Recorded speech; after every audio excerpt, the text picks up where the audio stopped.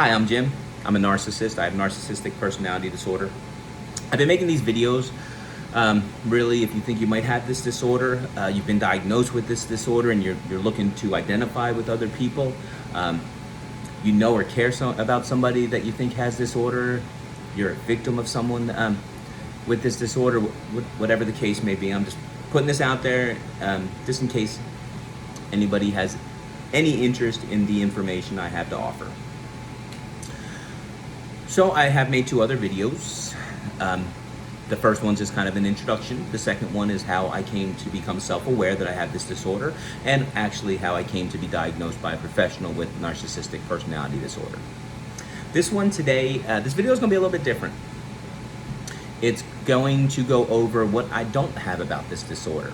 Now, in order to tell you what I don't have, I got to tell you what I do have to explain why it's weird that I don't know, I've confused myself. All right, so what I do have is one of the symptoms that I see things black and white, right?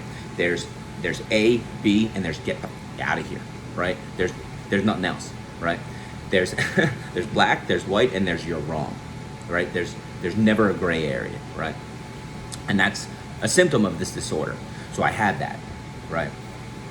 Which makes it really difficult for people with this disorder that have that symptom to ever become self-aware, along with they think so grandiose of themselves, things like that. People that have this disorder compared to the people that have been diagnosed with it, I mean, it's just staggering, right? To the point where I talked about this in my introduction video, that it's a pretty common practice that if you're a professional counselor, therapist, psychiatrist, and you have someone in session and you've diagnosed them as narcissistic personality disorder, you have it in your mind, oh, I know they have this. It's a very common belief that you don't tell them. If you tell them, it's very possible they will get up and walk out of your session immediately. Even if they don't, there's a chance that they never come back. And even if they do, there's an even better chance that in their mind they think you're wrong and they know more than you do, and they will believe that they don't have it. So there's a lot of professionals that try to trick you and not tell you that you have it, and find ways to go ahead and assist with you learning how to deal with it without you knowing you have it. I know, I'm confusing myself. But with that being said, it's already hard enough, to become aware of this. But imagine if part of your disorder doesn't want you to become aware, and the DSM, whatever they're up to, says, hey, there's these symptoms, and if you got 5 of them, you've got it. Well, my black and white mind is going to make me immediately find a way to only have 4. So I told you, there's no way I got this. I only got 4. It says black and white. You got to have 5. I don't have 5. So there's no way I got this. Everybody's wrong. I'm right.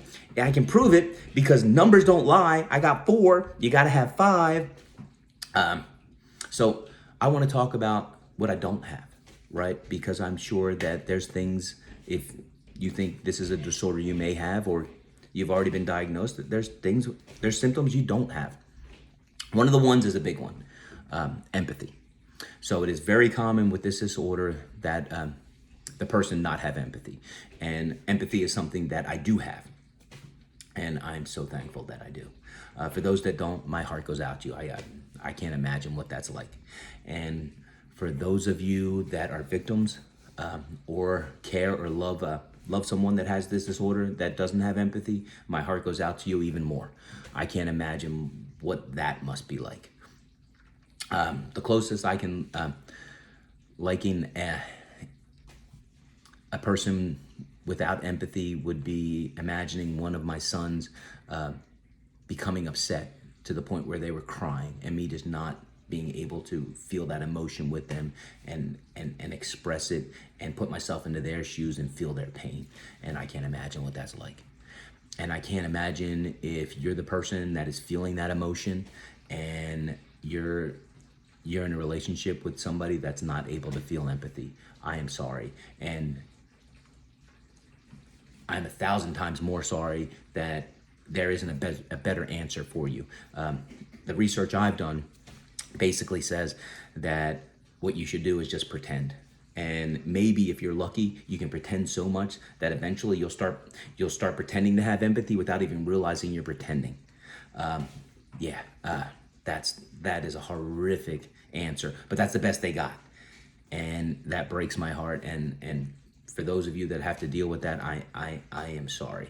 I will tell you that when I first started to come to realize that there was a chance I had this, and I felt pretty confident I did, and I had been in therapy. I did talk to my therapist, and I said, well, one of the characteristics of this disorder is lack of empathy. Is there any chance I've spent the better part of my life pretending to have empathy, and I've just been doing it so long that I don't know the difference between real and fake empathy? And we delved into that, and we both agree, with full confidence that I do have true empathy. But for those that do not, again, I am so sorry. I really, really am, because that's a big one, high on the symptom list. I mean, that's up there. Another one that I do not have is people with this disorder. A very, very common symptom is compulsive lying, and usually it's in a grandiose way, right? Oh, I got this promotion at work, but they didn't. Oh, I just banged this awesome hot person, but they didn't, right? Oh, I just won the lottery, but I didn't. Oh, let me tell you about the story when I fought this dude, that I didn't, right? Compulsive lying to make themselves seem so much better and greater than they are. That's another symptom that I do not have. Full accountability and disclosure. I have noticed if there's certain things that I associate shame with. Give you an example, money. Like if I don't have the money to pay for something, it just hits me on a shame level, right? And I've noticed that when I go searching for people, for me to be able to victimize myself, probably be better if I just walked. Let me make a pretend story. So let's say I have and I'm gonna use fake numbers, of course. I have $1 in my bank account, and I go to and my Jeep broke down, and I go to a mechanic, and the mechanic says it is going to be $1.50 to fix this. Now I don't have the $1.50, right? I feel shame over not having the $1.50. I only have $1 in my bank account. I can't get my Jeep fixed, right? So what I do is I then go trying to find people that are going to feel sorry for me and tell me, oh man, that's really terrible. But when I tell them the story, I don't tell them it was $1.50 to fix it and I only have $1. I tell them it was $1.75 and I only have $1. I don't know why, but when it's associated with shame, I alter that number, and I don't alter it a lot, but enough for me to acknowledge it. And I know what you're saying, but wait, that's the symptom, right? You said you didn't have. Again, full accountability. This is something that I've noticed very rarely happens, right? And I'm not trying to belittle, and I'm not trying to diminish, but I am trying to be accountable for my actions, right? So I want to be honest to having done that, right? And I want to accept that, but I truly feel that is not to the point where it's a symptom, right? And also, while I'm on that, let me talk about, you can have the symptoms and not have the disorder, man. And if that's the case, hats off to you, right? That's awesome. So again, I am not a psychiatrist. I'm not a counselor. I have a bachelor's degree in psychology, and I do not work in the field. I'm an auditor. So you don't want to take my advice or my opinion. I get it, right? I'm more just here telling you I'm a narcissist, and this is what I've gone through. This is what I've experienced, right? So you don't have to at any point feel like my word is gospel. But there's a big difference between I have the symptoms, but they don't affect my life. That's where the diagnosis comes into play, right? Give you an example. A lot of these symptoms that I have, I've never kept a job for more than a couple of years. Whether I got fired or I quit or whatever, I've lost so many relationships over my life because of these symptoms. I've done things in public that, man, probably should have gotten me in trouble. Those are big impacts in my life, right? So having these symptoms, completely different than having these symptoms and them impacting your life, right? So I don't just have the symptoms; these symptoms impact my life. So I'm a narcissist, and I have narcissistic personality disorder, right? Now, with that being said, it's a fine line to jump from I have it to what do we do now, right? If you haven't watched the other video, I don't have good news for you, right? If you're looking for a quick fix, it's not in this world. It doesn't exist, right? And I'm sorry, and I hate that for all of us, right? I wanted the quick fix. I looked for it, and I'll tell you, when I was doing my research, I was like, yeah, I got this. This is me. I know I got this, right? I really didn't need anybody else to tell me. I mean, I was floored. I was all but crying on the floor like a baby. Like, man, how have I had this my whole life and had no idea? I was looking for the quick fix. No medicine. Any medication that gets prescribed to someone that has narcissistic personality disorder is to treat other things like anxiety or maybe you have bipolar disorder as well as narcissistic personality disorder. But there is no medication right now that is made to assist with alleviating narcissistic personality disorder. I told you that in the other video, I'll go over it real brief. The type of narcissistic personality disorder that I have stems from trauma. So what I do is I have such a low self-esteem and almost anger or hatred for myself that I yearn for the praise of others, right? And I seek it and I try to get it, right? And that's why I try to victimize myself. Mine comes from trauma. When I was young, my brother and I were walking back from baseball practice, and he was hit by a car. I was not. So I have extreme survivor's guilt for him, as well as for friends and family, feeling that, and none of this makes any sense, and it doesn't have to be rational for my mind to have adapted and molded the way that it has.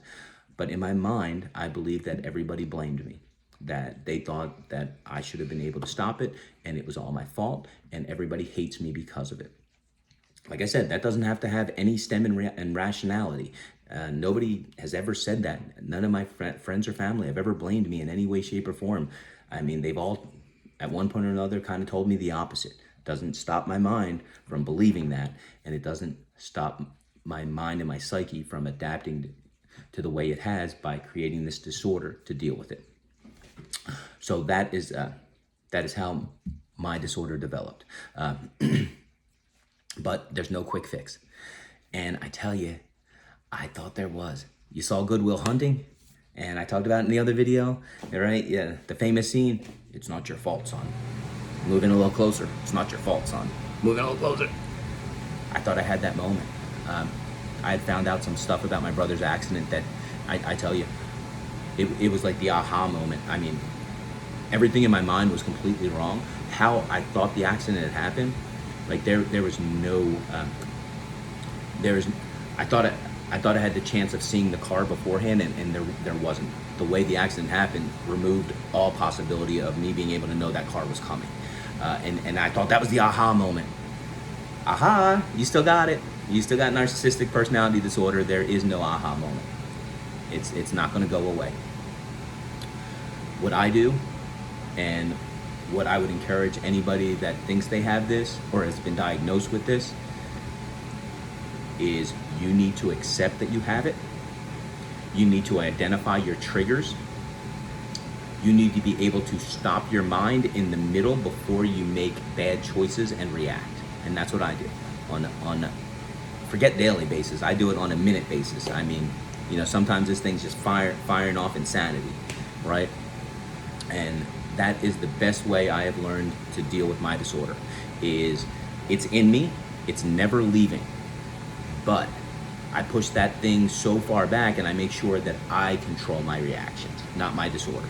Because if I let my disorder control my reactions, I'm in big trouble, right? That's what got me, almost 49 years of just hell. I do want to talk about one more thing. And this is something I have, and this is something that's very common with people with my disorder. And I know I said I was going to talk about the stuff I don't have. Well, what they don't have is a philosophy on this yet. But I do. And again, I'm not a licensed professional, so take it for what it's worth, but this is what I have truly come to believe. A lot of people, and I mean like overwhelming, that have narcissistic personality disorder have addiction as well. Sex addicts, drug addicts, alcoholism. I have a food addiction. Now I've noticed when I'm giving into my addiction and I'm letting my addiction run my life, my entire psyche changes, and that is when my disorder is the worst. I mean, that's when you don't want to be around me. You hear a lot of people say, "Oh man, when they're when they're not in control of their drug use, they're a monster." But hey, when they're sober and sobriety is on their shoulder, they're as nice as can be, right? I am so in control of my disorder when my addiction isn't heavy on me. So the reason that's important is if you have narcissistic personality disorder and you have an addiction, oh my God, you got to be even 10 times more intense about making sure that you don't delve in that and allow that addiction to run your life. Because if you do, it isn't coming just by itself to pop you in face. It's bringing the NPD with it, and they're both gonna your entire life up, right? I can't tell you this for a fact. I can just tell you this is my experience. I've only been diagnosed for a couple of months, but I truly believe that that my addiction and that monster that lives in that addiction, man, he's part of that NPD, and the two of them just they want to ruin everything. I mean, they are out for nothing but pure damage. So yeah, and if you're a victim of someone with this disorder, right? I'm not saying take the responsibility away from that individual, but please look to see where are they in their recovery as well from whatever addiction they might have. So that's this video. I hope you found it helpful finding out what I don't have, and I'll leave you on this. So I try not to let my disorder live my life, which means I don't yearn for your likes, because that's what my mind wants. It wants me to beg you to press that like button. It wants me to beg you to go get your friends to come watch my video. The more people that like me, the more I can brag about how awesome I am. I'm not going to ask you to hit the subscribe button.